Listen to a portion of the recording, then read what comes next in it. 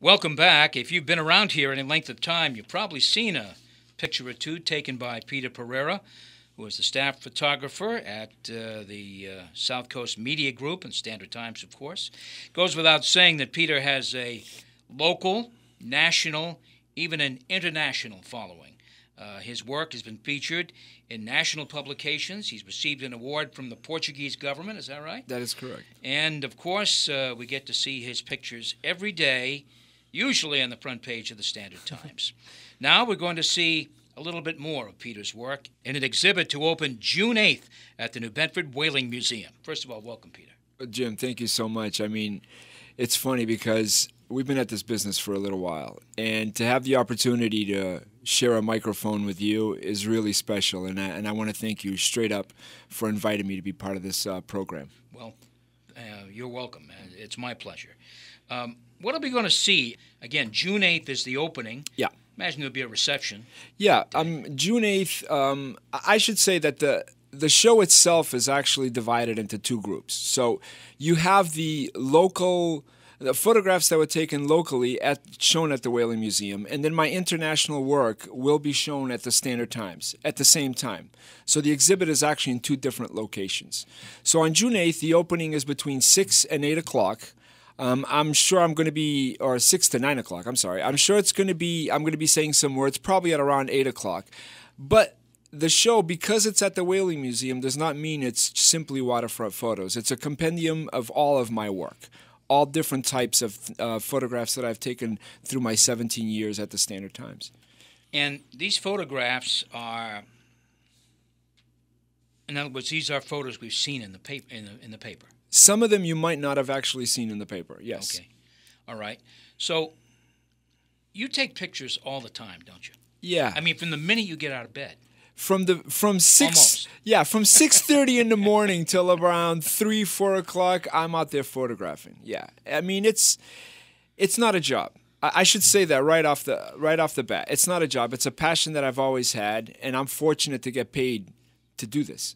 I really feel that. And to have this opportunity of taking the photograph, which people see on a daily basis, and what can only be called recycled paper, and to show it in a gallery setting is just incredible.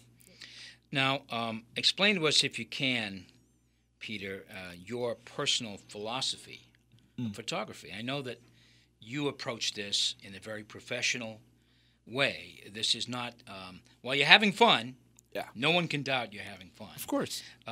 But what really makes a good picture, in your view? Yeah. I mean, to me, when I switched careers, I'm a computer engineer. And then in '98, I decided to switch because I wanted to be a documentary photographer. I wanted to be a newspaper photographer. And the reason I wanted to do that is because I really feel, I have a genuine feel that photography can change the world. It can bring to light issues that people might not want to look at. And the only way of doing that is to put them in a visual context that is an interesting photographs about stories that I feel should be seen. And what makes a great photograph? It's pretty simple, really. It's a photograph that tells you a story. A photograph that captures your imagination, even if it's only for a fraction of a second. If that's with color, if that's with a strong composition, or if that's simply an emotional moment. That's what photojournalism is. Unlike most other types of photography, I don't pose anything. I think people sometimes don't really understand what photojournalism truly is. We don't pose anything. There's no staging. There's no coaching. I don't tell people what to do. It's simply me trying to become the fly on the wall and capturing these moments. That's all it is. Well, that is a big job, because I know I did a little bit of video work in television. Actually, more than a little, but that's another story. You've got to be there at the right time. Yeah, you do. This is not set up. This is not rehearsed. You've got to be there at the right time. Absolutely. And I'll give you an example of what a typical day for me is. Let's take today, right? What did I do? So I got up, 6:30, I'm out in the car. I have no idea if I'm going north, west. I have no clue. It basically is just a drive to find something. So I get in my car, and today I drove straight to Fairhaven. Drove around, didn't see much. Went to Mattapoisett. Photographed these gentlemen from Triad Boat Works. They were rigging up a boat. Okay, cool. Continued going. Next thing I know, I'm in Wareham. I'm at Mass Maritime. Didn't really take any photos there. Went from there, I came back through Rochester. And then I ended up at the Whaling City Diner, right? Trying to grab a bite. And then I'm like, I really should go visit Jim right about now. So after this, I'll probably head over to the Buttonwood Park Zoo to see how the renovation is coming along. Mm-hmm. Then I'll go back, process whatever it is that I photographed. And that's a typical day. Most of the time, I'm out there discovering things. I don't think people really understand that. They might see a photograph in the paper, like, for instance, the youngster jumping over the water on William Street that's running down the water. Thursday's paper. That's right, Thursday's paper. Like, for instance, how do you get something like that? Well, you get very wet. Nobody's telling me to go do this. I really want to somehow visually portray what it's like on a downpour, which is what we got unexpectedly. So I'm standing in the corner, and I see this happening, and I photographed it. Well, I would tell you that again, it's all about being there, yeah, and it's all about getting the right assignment. Do you get assignments anymore? I do. On occasion, I do, and it's interesting because now, as you know, the business has changed dramatically over the last 10 years, right? So we have less staff than we've ever had, but yeah, I get less assignments, and there's a reason for that. One of the reasons I'm working at the Standard Times, and I've had many opportunities to go elsewhere, is they give me the freedom to discover. If you're not out there driving around, you cannot get photographs like that. You just can't. You end up doing the same press conferences over and over and over again. So what's happened is a lot of the reporters that need to be at the press conferences end up photographing the event themselves. That's the change in the business. It's a very big change in the business.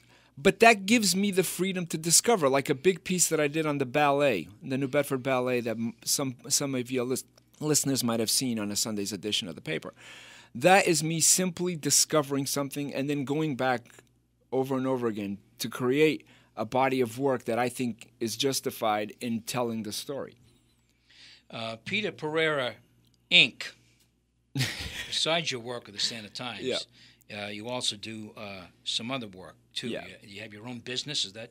Well, you have your own website, I know that. Yeah, I have my own website, peterpereira.com, and besides being a staff photographer at the Standard Times, I'm also represented worldwide by an agency. So if you go to my website, for instance, you're going to see on the front page of the website is a whole load of work that I photographed in India. That was for Harvard Magazine. I'm really fortunate. Again, the reason I'm at the Standard Times is manyfold, but one of them is, quite frankly, I love this region. I truly love New Bedford and all the surrounding communities. I work for a newspaper that gives me the latitude to do what I want, but I still do international work for the biggest and the best publications. My work has been in Newsweek, Time Magazine, New York Times, everything you can imagine. But that only comes with, I guess, the drive that I have to photograph things. And I don't think of those assignments overseas any differently than the photograph that I take of a youngster jumping over a puddle on William Street. Right. And how many international assignments have you had? Oh, I've had quite a bit. I mean, I've been everywhere, from Haiti to Honduras, Guatemala, India, Egypt. I've been everywhere.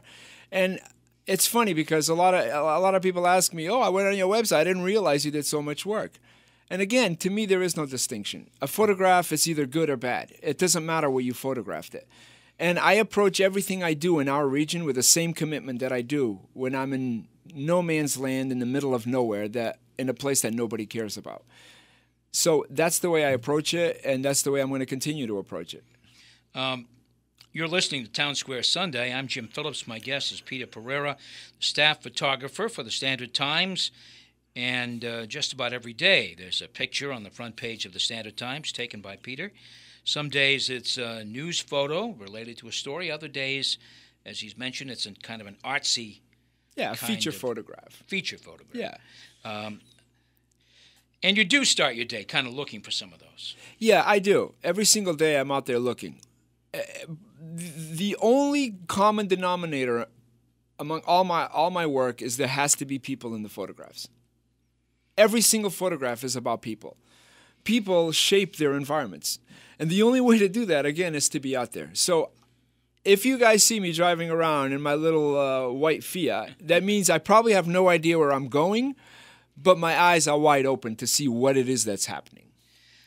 One more time on the Art Museum, pardon me, the Whaling Museum show. Yep. Where is it? Tell us about when and what time, and what are we going to see? First and foremost, I want to thank James Russell for inviting me to do this. This is an exception to the rule. Keep in mind that the Whaling Museum has always had exhibits, and they do an amazing job. But what they're doing here is going outside of their, let's call it, comfort zone. They're bringing true photojournalism, of which not much of it has anything to do with water, which is what the Whaling Museum is renowned for. So starting next Thursday between 6 and 9 o'clock, there'll be an opening reception at both the Standard Times and the Whaling Museum. And then from then on, the show will last till mid-August sometime, okay? It will be shown in the Jacobs Gallery, which everybody knows is the main space where the whale bones hang over. Yeah. So this is right at the entrance to the museum. You do not have to pay to go there, by the way, guys. So your listeners are free. It's a free event at any time. If the listener wants to go and look at my work, they can basically just tell the receptionist at the front desk, hey, I'm going to go look at Peter's work, and it's free of charge. That's a great gift right there to the community. This exhibit is called Out There. Yes. What's the significance of that? It's out there because a lot of people, they're so comfortable in their own space, you see. We all are. We go home, we sit down on a very comfortable leather couch, and we watch our beautiful TVs. And we surround ourselves with those things that we feel comfortable with. What out there is the rest of the world that exists that sometimes we put blinders to. And if I can show people, even their community, their own community in an interesting way, that's what this is all about. Okay, and where is the display area at the Standard Times? Is it right in the lobby? Yes, right in the lobby. There will be, it's being transformed as we speak into a gallery with a bunch of international work, and I really hope that folks can come down. If they come down and they ask the receptionist to speak with me, I will happily come down and talk to them about the photos. To me, it's always been, I do a lot of talks at schools and universities and so on, and to me, even though I speak in a visual context, I'm not afraid of speaking like we are now, Jim, and this is why this opportunity that you've given me is really to be cherished, and I really appreciate that. Now, I know you do work in school with kids. Yeah. What do they ask you? Oh, they ask me all kinds of things, like how much my cameras cost, where did you go, did anybody ever yell at you not to take their photo, that kind of thing. That's what kids ask. But it's funny because the one thing I always try to get into their heads is simple, is if you believe in something and you're willing to plant the seeds to grow that tree, it will happen. But you just have to believe that you can do it. Anything is possible. Anything. I've never done anything to receive an award or a medal or any of that other stuff. But I've been really fortunate that these things have come back. And to have the opportunity of speaking with these kids and try to give them incentive to achieve their dreams, that's what it's all about. Yeah, that's priceless kind of information. For sure. But you have received a medal. Yeah, I received, I mean, last year, actually almost exactly to the day, on the day of Portugal last year, the president of Portugal awarded me the Medal of the Order of Infante Henrique, which is basically the highest medal you can get as a civilian for my work. It's like almost receiving a knighthood, and I'm telling you, I'm still emotional just thinking about it because it's so special to be recognized in that way. Out There. The exhibit is called Out There. Peter Pereira, photojournalist, Sir Peter Pereira. It's happening Thursday, June 8th, 2017. A week, well, a little less than a week when the show's on the air. It's from 6 to 9. It's happening at the Whaling Museum and also in the lobby at the Standard Times. Yep. And, well, I wish you good luck. Thanks, Jim. I think people will be lined up to see your work. I really hope your listeners get to come out. I know that they're important to our community. And if I get a chance to just shake every one of their hands, I would really like that. Great.